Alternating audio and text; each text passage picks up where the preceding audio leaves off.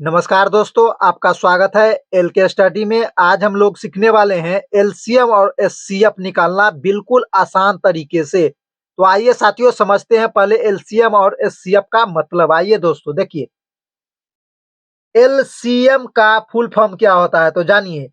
Least common multiplication होता है यानी मल्टीप्लाई, ठीक ना। और एचसीएफ का मतलब होता है हाईएस्ट कॉमन फैक्टर। एलसीएम का हिंदी होता है यानी लौसा लघुत्तम समापवर्तक, और एचसीएफ का मतलब होता है मौसा महत्तम समापवर्तक। अच्छी तरह से समझ गए। इसका फुल फॉर्म क्या होगा? एल से हो जाएगा लिस्ट, सी से हो जाएगा कॉमन, एम से हो जाएगा मल्टीप्लिकेशन, एच से हो जाएगा हाईएस्ट, सी से हो जाएगा कॉमन, एफ से हो जाएगा फैक्टर। फैक्टर का मतलब गुणनखंड, कॉमन का मतलब होता है उभयनिष्ठ। समझ गए बात? तो समझिए यहाँ पे अब एक एक बात समझिए। तो देखिए पहले क्या चीज दिया हुआ है। कह रहा है कि 12, 18 और 26 का एलसीएम ज्ञात करें। तो देखिए साथियों, 12, 18 और 26 का एलसीएम ज्ञात करेंगे तो सबसे पहले छोटी अभाज्य संख्या से क्या करना पड़ता है? हमको भाग देना पड़ता है। सबसे छोटी संख्या है ना, सबसे छोटी भाज्य क्या चीज अभाज्य संख्या से भाग देना होता है। तो देखिए देते हैं साथियों। सबसे पहले 2 से दीजिए, सबसे पहले 2 से दीजिएगा तो 12 कितना मरतबे जाएगा? 6 मरतबे, कॉमा। फिर 2 से देंगे 18 में कै मरतबे जाएगा? 9 मरतबे जाएगा। 2 से देंगे 26 में कितना मरतबे जाएगा? 13 मरतबे जाएगा। फिर देखिए 6 है, 9 है और 13 है। तो सबसे पहले छोटी संख्या से लगाइए। 2 से लगाएंगे 6 में तो 3 हो जाएगा। फिर 2 से 9 में लगाएंगे तो नहीं कटेगा तो 9 ही रहेगा। 2 से लगाएंगे 13 में नहीं कटेगा तो 13 ही रहेगा। अब देखिए साथियों, 3 है, 9 है और 13 है। 2 से लगने वाला नहीं है तो अगली संख्या लेंगे, इससे बड़ी लेंगे तो 3 से लगाएंगे। तो 3 से 3 में देंगे तो कितना आ जाएगा? 1। 3 से 9 में भाग देंगे कितना आ जाएगा? 3 हो जाएगा। 3 से 13 में देंगे तो 13 ही रहेगा। ठीक। अब देखिए साथियों, 1 है, 3 है, 13 है तो 3 से लगाइए। 3 से लगाए, 3 से भाग देंगे 1 में तो नहीं लगेगा, ऐसे ही रहेगा, छोटा करना पड़ेगा। तो ऐसी सीधा क्या उतर जाएगा? 1 उतर जाएगा। 3 से देंगे 3 में तो 1 हो जाएगा। 3 से देंगे 13 में तो नहीं कटेगा, 13 ही रह जाएगा। फिर देखिए साथियों, अब क्या चीज है? 1 है, 1 है और 13 है। तो 13 से डायरेक्ट लगा दीजिए, 1 से कोई मतलब नहीं बनता है। तो 13 से 1 में, 13 से 1 में लगाइएगा तो 1 ही हो जाएगा। 13 से 1 में लगाइएगा तो 1 ही हो जाएगा। और 13 से 13 में लगाइएगा तो 1 ही हो जाएगा। अब देखिए साथियों, इसका अब आंसर लिखिए। तो देखिए क्या होगा। हम लिखेंगे एलसीएम बराबर जो इसका गुणनखंड है ना, यानी इसका फैक्टर है उसको लिखेंगे। तो क्या चीज है? 2 गुने में 2 गुने में 3 गुने में 3 गुने में 13। अब इसको गुना कीजिए। देखिए 2 से 2 में गुना कीजिएगा तो 4 होगा, और 4 से 3 में गुना कीजिएगा तो 12 होगा, 12 से 3 में गुना कीजिएगा तो 36 होगा, और 36 से 13 में गुना कीजिएगा तो 468 हो जाएगा। यही इसका आंसर हो गया, यानी एलसीएम 468 हो गया। 12, 18 और 26 का एलसीएम निकालिएगा तो 468 हो जाएगा। अब देखते हैं साथियों 16, 24 का एलसीएम ज्ञात कैसे करेंगे। तो आइए देखते हैं साथियों। तो देखिए सबसे पहले छोटी संख्या से भाग लगाएंगे। तो 2 से दीजिए, 2 से 16 में भाग लगाइएगा तो कितना हो जाएगा? 8 हो जाएगा दोस्तों।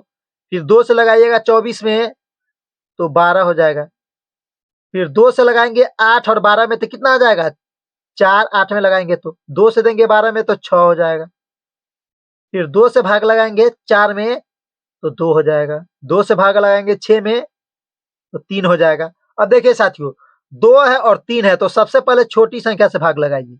2 से भाग लगाएंगे 2 में तो 1 हो जाएगा। फिर 2 से भाग लगाएंगे 3 में तो नहीं लगेगा, तो क्या चीज हो जाएगा? 3 ही उतर जाएगा। अब देखिए 1 है और 3 है तो इससे बड़ी संख्या से लगाइए। तो 3 से लगाएंगे 1 में तो 1 ही हो जाएगा। 3 से 3 में भाग लगाएंगे तो 1 हो जाएगा। अब जो है लिख दीजिए।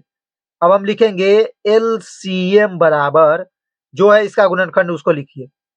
2 गुने में 2 गुने में 2 गुने में 2 गुने में कितना 3। अब गुना कर लीजिए दोस्तों इसमें, 2 का 2, 2 दूना 4, 4 दूना 8, 8 दूना 16, 16 तिया 48। तो यह इसका 48 आ गया साथियों। अब हम देखते हैं साथियों अब एचसीएफ देखेंगे साथियों। तो देखिए एचसीएफ कैसे निकालेंगे, 12, 18 और 26 का एचसीएफ ज्ञात करना है। तो देखिए यहाँ पर हम लिख लिए हैं 12, 18 और 26 तीनों का फैक्टर करेंगे। तो 12 का गुणनखंड कीजिए, 2 से भाग लगाइएगा 12 में तो कितना आ जाएगा 6 हो जाएगा। फिर 2 से लग जाएगा 6 में तो 3 हो जाएगा, है ना। अब 3 में 3 से दीजिए, 3 से 3 में भाग दीजिएगा तो कितना आ जाएगा 1, है ना। तो इसका गुणनखंड क्या हो गया 12 का। तो यहाँ पर लिख लीजिए साथियों, देखिए 12 का गुणनखंड लिखते हैं हम। 12 का गुणनखंड कितना हो गया, तो 2 गुने में 3 हो गया। अब 18 का, तो 18 का गुणनखंड कीजिए, 2 से लगाएंगे 18 में तो 9 हो जाएगा। अब 3 से लगेगा तो 3 से भाग लगाएंगे 9 में तो 3 तिहाई 9, फिर 3 एकम 3, ये आ गया। तो हम यहाँ पर लिखेंगे 18।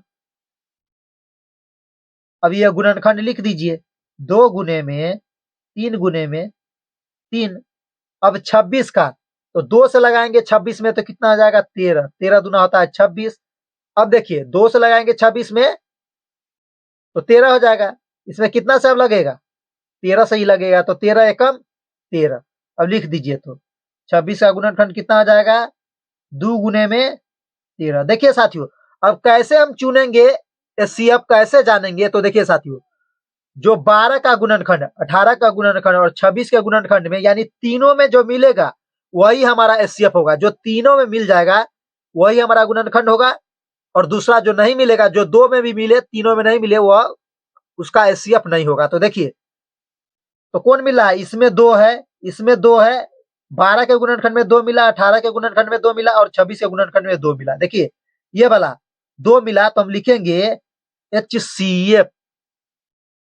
देख लीजिए थोड़ा अच्छी तरह से आप, है ना।